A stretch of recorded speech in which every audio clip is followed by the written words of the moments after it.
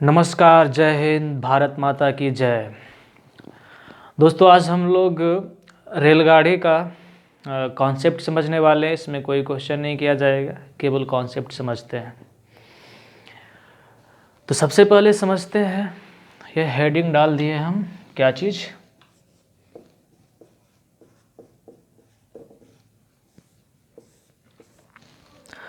बहुत सारे स्टूडेंट का प्रॉब्लम होता है, रेलगाड़ी समझ में नहीं आता है। तो सबसे पहले 3-4 बातें हैं, उसको ध्यान में रखना है। सबसे पहली बात कि रेलगाड़ी हो या फिर समय दूरी हो, दोनों में एक ही चीज़ चलता है। समय और दूरी के चैप्टर के प्रश्न में उसमें रेलगाड़ी की लंबाई नहीं होता है, केवल व्यक्ति वस्तु की चर्चा की जाती है। लेकिन रेलगाड़ी में जो होता है, रेलगाड़ी की लंबाई, प्लेटफॉर्म की लंबाई, पुल की लंबाई, ये सब की लंबाई मायने रखता है दूरी में। फार्मूला दोनों के लिए एक ही होगा, क्योंकि हम लोग जानते हैं फार्मूला क्या है, एक है। याद रखना है, दूरी बराबर चाल गुना समय। ठीक है ना? फार्मूला क्या होगा? दूरी बराबर चाल और गुना समय। अब ज़रूरत के अनुसार फार्मूला इससे और बनाया जाता है। जैसे कि यदि चाल का मान निकालना रहे तो क्या होगा? दूरी बटा समय। यदि समय का मान निकालना रहे तो समय बराबर क्या होगा? दूरी बटा चाल। ये सब कोई अलग चीज़ नहीं है, बल्कि इसी से निकाला गया है। अब ज़रूरत के अनुसार हम लोग क्या करेंगे? मान निकालेंगे। जैसे एक चीज़ हमेशा याद रखना है कि यदि चाल पूछा जाए तो चाल का ही फार्मूला लगाएंगे। जैसे चाल बराबर दूरी बटा समय। यदि समय पूछा जाए तो समय का फार्मूला लगाएंगे, दूरी बटा चाल। यदि दूरी पूछा जाए तो चाल और समय का क्या होगा? गुणनफल होगा।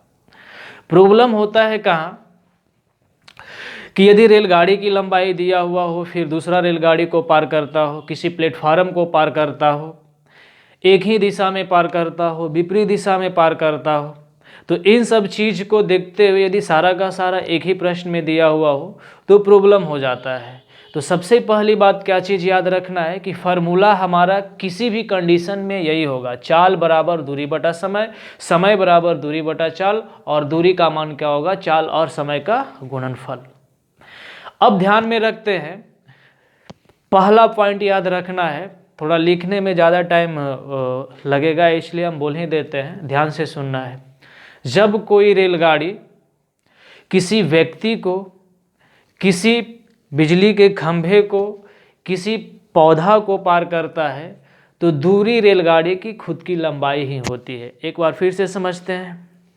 जब कोई रेलगाड़ी किसी व्यक्ति को, किसी बिजली के खंभे को, किसी पौधा को पार करता है तो दूरी क्या होता है? रेलगाड़ी की लंबाई ही होता है। चलो लिख ही देते हैं, थोड़ा वीडियो लंबा ही होगा, पर कोई बात नहीं, यदि समझ बेहतर होता है तो वीडियो लंबा होने से कोई प्रॉब्लम नहीं है।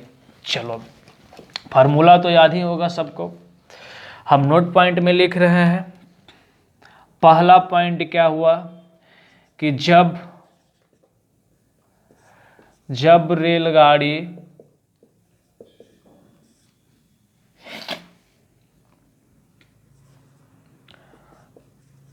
किसी व्यक्ति हो गया, पौधा, खंभा, या फिर कोई वैसा चीज जिसका दूरी रेलगाड़ी के अपेक्षा नहीं के बराबर हो, वैसा चीज को पार करता है तो लंबाई का मान अर्थात दूरी का मान वही होगा, अर्थात दूरी इसमें वही होगा जो रेलगाड़ी की लंबाई होगी।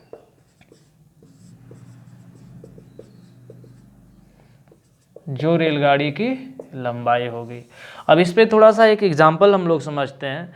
जैसे एक प्रश्न कह दिया, प्रश्न में कह रखा है कि 500 मीटर लंबी रेलगाड़ी किसी खंभे को 10 सेकेंड में पार करता है, तो बताएं कि रेलगाड़ी की चाल क्या होगी। अर्थात समझते हैं कि रेलगाड़ी की लंबाई कितना है? 500 मीटर। समय कितना समय में पार कर रहा है? 10 सेकेंड में। और पूछा क्या जा रहा है? रेलगाड़ी की चाल क्या होगी। तो सबसे पहले समझते हैं कि पार किसको कर रहा है। तो किसी बिजली के खंभे को पार कर रहा है। तो जब रेलगाड़ी खंभा को पार करे तो दूरी क्या होगी, रेलगाड़ी की लंबाई, और पूछा जा रहा है क्या, चाल। तो चाल पूछा जा रहा है, चाल बराबर फार्मूला क्या होगा, दूरी और बटा समय। दूरी कितना दिया हुआ है 500, समय कितना 10, ये काट छाट कर देंगे, ये क्या हो गया 50 मीटर प्रति सेकेंड। एक चीज और याद रखना है, दो बात का हमेशा ध्यान रखना है कि मीटर प्रति सेकेंड से किलोमीटर प्रति घंटा में बदलने के लिए इसमें 18/5 से गुना करेंगे। किलोमीटर प्रति घंटा से मीटर प्रति सेकेंड में बदलने के लिए 5/18 से गुना करेंगे। अब ऑप्शन के अनुसार देख लेना होता है कि ये मीटर प्रति सेकेंड में दिया हुआ है या फिर किलोमीटर प्रति घंटा में। तो पहला बात क्या है कि जब कोई रेलगाड़ी किसी खंभा को, किसी व्यक्ति को या किसी पौधा को पार करता है तो दूरी क्या होगी, रेलगाड़ी की लंबाई ही होगी। एग्जाम्पल के द्वारा हम लोग समझे। दूसरा क्या चीज, इसको मिटाते हैं। आज के क्लास में हम लोग बस केवल कॉन्सेप्ट समझेंगे, इस पे क्वेश्चन नहीं करवाया जाएगा, क्वेश्चन कल के क्लास में करेंगे।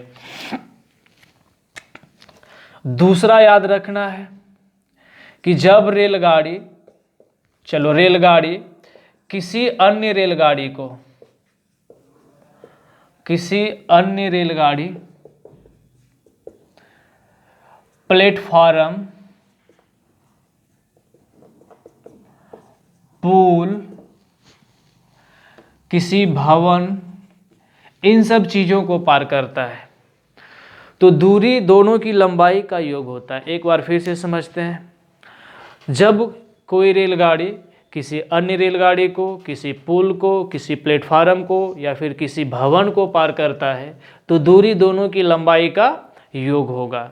जैसे समझते हैं हम, जैसे एक एग्जाम्पल बोल रहे हैं, इसको ध्यान से सुनिएगा। 500 मीटर लंबी रेलगाड़ी 400 मीटर लंबी रेलगाड़ी को विपरीत दिशा में चलते हुए, अच्छा एक चीज़ और समझाना हम भूल गए कि यदि दो रेलगाड़ी या दो व्यक्ति एक ही दिशा में गति कर रहा हो तो हमेशा चाल दोनों के अंतर होगा। एक बार फिर से समझते हैं। एक ही दिशा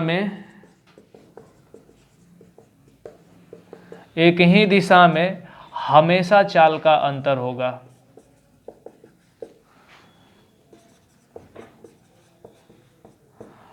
विपरीत दिशा में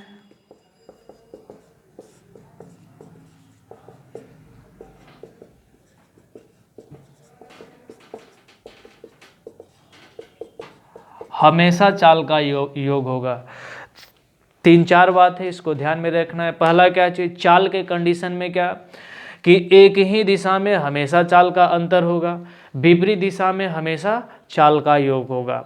अब लंबाई पे आ जाते हैं, दूरी पे आ जाते हैं। तो पहला हमने क्या पढ़ा कि जब कोई रेलगाड़ी किसी व्यक्ति को, किसी वस्तु को, किसी खंभा को पार करता है तो दूरी रेलगाड़ी की लंबाई ही होती है। दूसरा हम लोग क्या पढ़ रहे थे कि जब कोई रेलगाड़ी किसी अन्य रेलगाड़ी, प्लेटफार्म, पुल, भवन या कोई वैसा चीज़ को पार करे जिसकी लंबाई अपने आप में रेलगाड़ी की अपेक्षा कुछ हो, तो वैसे स्थिति में दूरी दोनों की लंबाई का योग होता है। जैसे यदि बोला जाए एक 500 मीटर लंबी रेलगाड़ी यानी R1 की लंबाई 500 है, दूसरी 400 मीटर लंबी रेलगाड़ी को R2 बराबर 400 मीटर लंबी रेलगाड़ी को विपरीत दिशा में चलते हुए या सामान्य दिशा में, एक ही दिशा में चलते हुए 10-18 सेकेंड में पार कर जाता है। उनमें से एक रेलगाड़ी की चाल यानी V1 बराबर 12 किलोमीटर प्रति घंटा हो तो V2 यानी दूसरा रेलगाड़ी की लंबाई क्या होगी। इस तरीके का प्रश्न पूछा जाता है। तो आज हम लोग केवल कॉन्सेप्ट समझेंगे। एक बार फिर से दोहराते हैं। प्रश्न क्या हम बोले, पहली रेलगाड़ी की लंबाई दिया हुआ है 500 मीटर, दूसरी रेलगाड़ी की लंबाई दिया हुआ है 400 मीटर।